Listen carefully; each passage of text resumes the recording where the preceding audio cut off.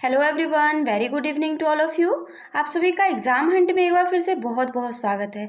तो फ्रेंड्स, कैसे हैं आप सभी और कैसे चल रही है आप सभी की पढ़ाई। और आज हम जुड़े हैं क्लास 8 के हिस्ट्री के साथ, जिसमें हम उसका चैप्टर 1 एंड चैप्टर 2 को डिस्कस करेंगे। इससे पहले हमने पूरे क्लास 6 के हिस्ट्री और 7 के हिस्ट्री को कंप्लीट किया है फ्रेंड्स, जिसमें हमने जितने भी महत्वपूर्ण बिंदुएँ हैं उन बिंदुओं पर चर्चा किया है। तो आप उन क्लास को देख सकते हैं और वहाँ से भी आप बहुत सारी जानकारियाँ ले सकते हैं। तो अगर आपने अपनी पिछली वीडियोस नहीं देखा है तो आप हमारे प्लेलिस्ट पर जाइए और वहाँ से आप क्लास 6 और 7 के हिस्ट्री को आप देख सकते हैं।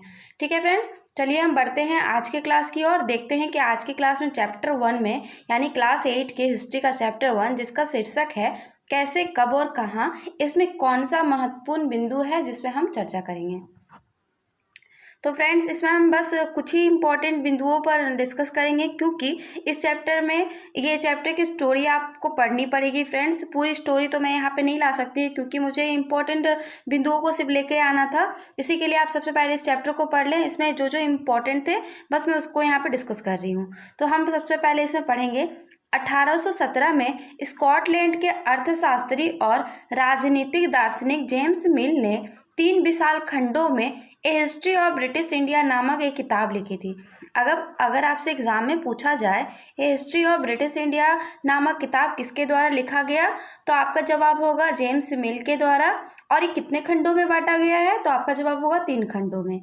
इस किताब में भारत के इतिहास को 3 काल खंडों यानी हिंदू, मुस्लिम और ब्रिटिश में बांटा गया है। तो 3 खंड कौन कौन से हैं फ्रेंड्स, तो वो 3 खंड हैं हिंदू, मुस्लिम और ब्रिटिश। ठीक है। रॉबर्ट क्लाइव ने रेनेल को हिंदुस्तान के नक्शे तैयार करने का काम सौंपा था। अब अगर आपसे पूछा जाए कि हिंदुस्तान के नक्शे को तैयार करने का काम रॉबर्ट क्लाइव द्वारा किसे सौंपा गया था, तो आपका जवाब होगा रेनेल को। ठीक है। ब्रिटेन की रानी विक्टोरिया का तीसरा बेटा राजकुमार आर्थर को ड्यूक ऑफ कनॉट की पदवी दी गई थी, यानी इनको उस पदवी से नवाजा गया था। ठीक है। अब हम बढ़ते हैं आगे। तो फ्रेंड्स, आप वो जितने भी अभी पॉइंट किए वो चैप्टर 1 का ही महत्वपूर्ण बिंदु था। अब हम चैप्टर 2 को डिस्कस करने जा रहे हैं, और चैप्टर 2 का शीर्षक क्या है, तो व्यापार से साम्राज्य तक। अब चलिए देखते हैं इसमें क्या क्या है। तो ईस्ट इंडिया कंपनी की सत्ता स्थापित हो गई थी। सन 1600 ईस्वी में ईस्ट इंडिया कंपनी ने इंग्लैंड की महारानी एलिजाबेथ प्रथम से चार्टर्ड अर्थात इजाजतनामा हासिल किया, जिससे कंपनी को पूरब से व्यापार करने का एकाधिकार मिल गया था। तो फ्रेंड्स, ये कब हुआ था, तो 1600 ईस्वी में। और किसके द्वारा, तो ईस्ट इंडिया कंपनी ने। और कौन थी महारानी, तो महारानी थी महारानी एलिजाबेथ प्रथम। इन्हीं से क्या किया था, तो चार्टर्ड यानी इजाजतनामा हासिल कर लिया गया था। और इस यहाँ पे एक चीज़ को नोट करना है फ्रेंड्स, तो पुर्तगाल के खोजी यात्री यानी वास्को डी गामा ने ही 1498 में पहली बार भारत तक पहुँचने की समुद्री मार्ग का पता लगाया था। अब आपसे पूछा जाए कि पुर्तगाल का कौन सा यात्री था जिसने 1498 में पहली बार भारत तक पहुंचने का समुद्री मार्ग खोज निकाला था, तो आपका जवाब होगा वास्को डी गामा। और अगर आपसे ऐसे पूछा जाए कि वास्को डी गामा ने भारत कब पहुंचा, वो तो 1498 में। ठीक है। अब हम बढ़ते हैं आगे। तो पुर्तगालियों ने गोवा में अपना पहला ठिकाना बनाया था। तो ये भी एक प्रश्न है फ्रेंड्स कि पुर्तगालियों ने अपना पहला ठिकाना कहाँ बनाया था, तो आपका जवाब होगा गोवा में। अब इसमें भी कुछ इंपॉर्टेंट चीज़ है। तो 17वीं शताब्दी की शुरुआत में डच तथा उसके कुछ समय पश्चात फ्रांसीसी भी आ गए थे। यानी पहले कौन आया, तो पहले पुर्तगाली आया फ्रेंड्स, उसके बाद कौन आया, तो डच आया, और उसके बाद कौन आया, तो फ्रांसीसी आई। ठीक है। तो इस चीज़ को करना है आप, लेकिन इसके बीच में भी एक सीरीज को हम रख सकते हैं एक ट्रिक के माध्यम से, कि पुर्तगाली पहले आया, फिर ब्रिटिश, फिर डच, फिर फ्रांसीसी। ठीक है। पहली इंग्लिश फैक्ट्री 1651 में हुगली नदी के किनारे शुरू हुई थी।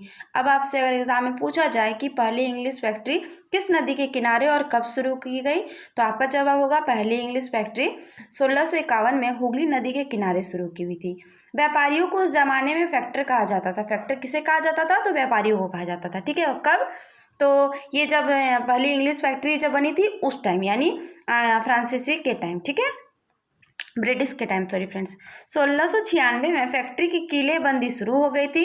1698 में अंग्रेजों ने मुगल अफसरों को रिश्वत देकर 3 गांव की जमींदारी भी खरीद ली थी। इनमें से एक गांव कालीकता था जो बाद में कलकत्ता बन गया।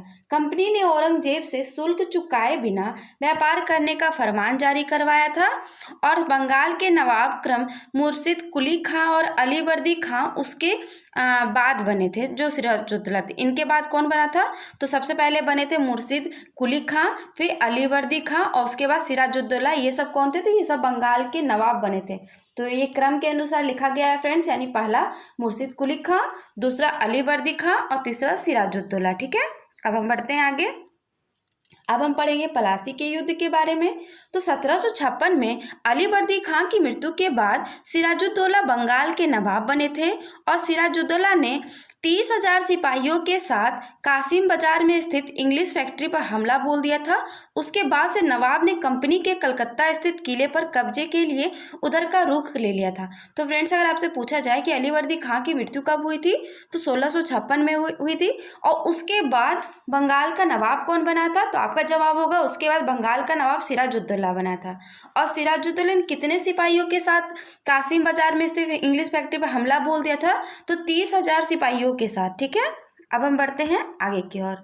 तो कलकत्ता के हाथ से निकल जाने की खबर सुनने पर मद्रास में तैनात कंपनी के अफसरों ने 1757 में रॉबर्ट क्लाइव के नेतृत्व में प्लासी के मैदान में सिराजुद्दौला के खिलाफ अपनी सेना भेजी थी। और जो मीर जाफर थे, यानी सिराजुद्दौला के जो सेनापति थे, कि गद्दारी की वजह से सिराजुद्दौला हार गया था और सिराजुद्दौला को मारकर मीर जाफर को नवाब बना दिया गया था। ये बहुत ही ज़्यादा कंफ्यूजिंग है फ्रेंड्स, इसलिए इस लाइंस को मैं दोबारा पढ़ रही हूँ ताकि आप इस चीज़ को समझ सकें और इसे आप नोट कर सकें। तो कलकत्ता के हाथ से निकल जाने की खबर सुनने पर मद्रास में तैनात कंपनी के अफसरों ने 1757 में रॉबर्ट क्लाइव के नेतृत्व में पलासी के मैदान में सिराजुद्दौला के खिलाफ अपनी सेना भेजी थी। तो कौन से किसके खिलाफ अपनी सेना भेजी थी रॉबर्ट क्लाइव ने? तो सिराजुद्दौला के खिलाफ। ठीक है, और मीर जाफर जो सिराजुद्दौला का सेनापति था, यहाँ पे कंफ्यूजिंग है, मीर जाफर किसका सेनापति था?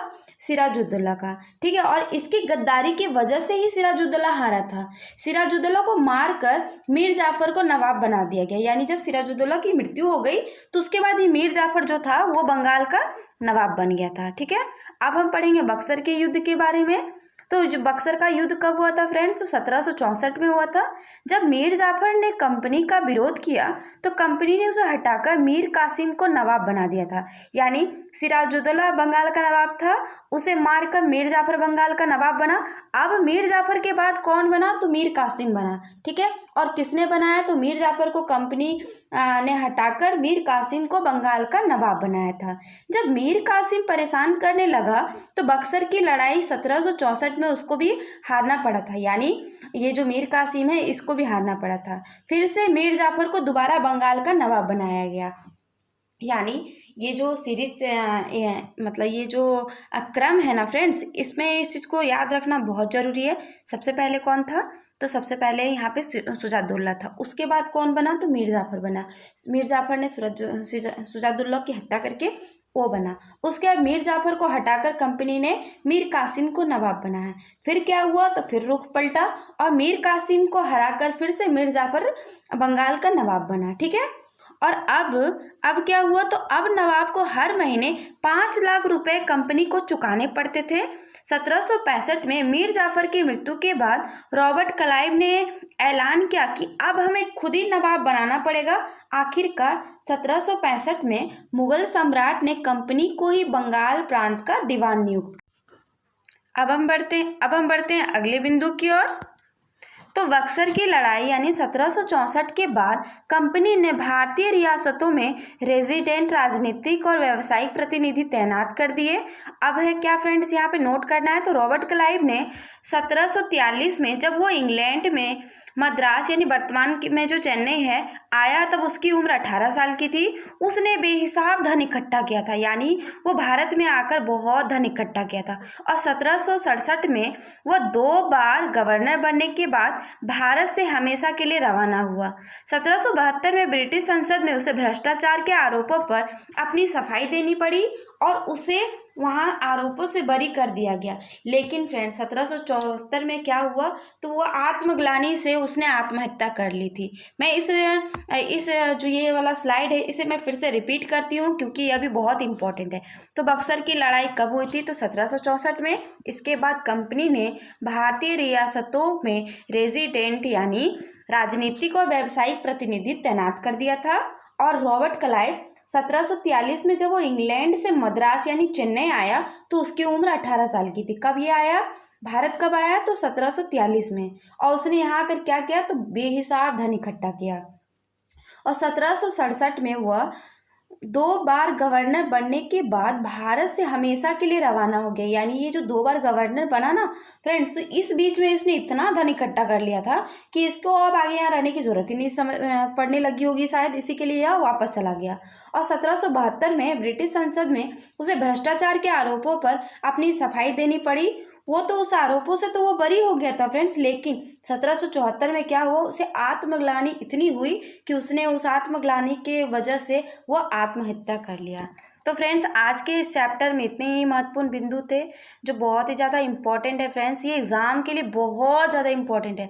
तो अगर आपको आज की क्लास अच्छी लगी हो तो क्लास को लाइक करें, शेयर करें, कमेंट करना बिल्कुल भी ना भूलें। और अगर आप नए लर्नर्स हैं तो चैनल को सब्सक्राइब करें, बेल आइकन को प्रेस करें।